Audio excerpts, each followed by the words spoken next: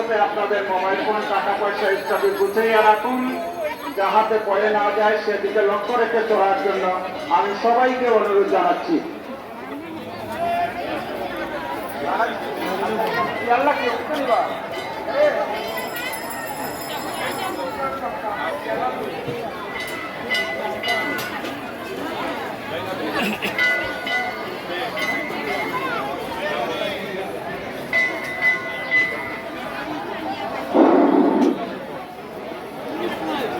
ধর্মপ্রাণ ভক্তবৃন্দ, সুধী সজ্জন, ভাইয়েরা ও বোনেরা, আপনারা দেশের বিভিন্ন অঞ্চল থেকে এসেছেন এই ঐতিহাসিক পুণ্যদানে দেবীকে দর্শন করার জন্য।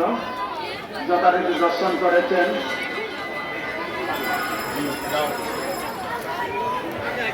আচ্ছা, যেমনি দিলেই ভাই, যেমনি সুবিধা হবে আমরা করিয়ে দিলেই।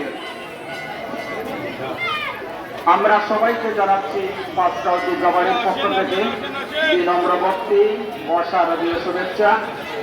সকলের মঙ্গল হোক। এখন ভিতর বাড়ির সম্মুখে মায়ের মহাপ্রসাদ বিতরণ চলছে।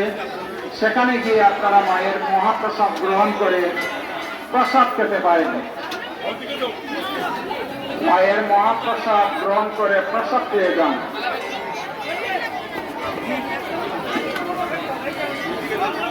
সবাইকে জানাচ্ছি শারদীয় শুভেচ্ছা। সকলের মঙ্গল হোক।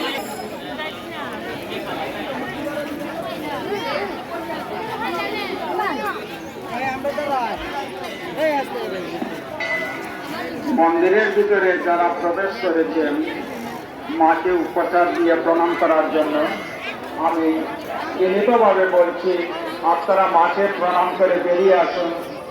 অযথা ভিড় জমাবেন না। অন্যজনকে প্রণাম করার সুযোগ দিন। অন্যজনকে প্রণাম করার সুযোগ দিন। আপনারা কৃপা করে বেরিয়ে আসুন। মাকে করদিলে প্রণাম করে আপনাদের উপচারগুলি দিয়ে, দক্ষিণা প্রণাম বাক্স দিয়ে আপনারা মাকে প্রণাম করে যথারীতি বেরিয়ে আসুন। অন্যজনকে প্রণাম করার সুযোগ দিন। মন্দিরের ভিতরে অযথা ভিড় জমাবেন না।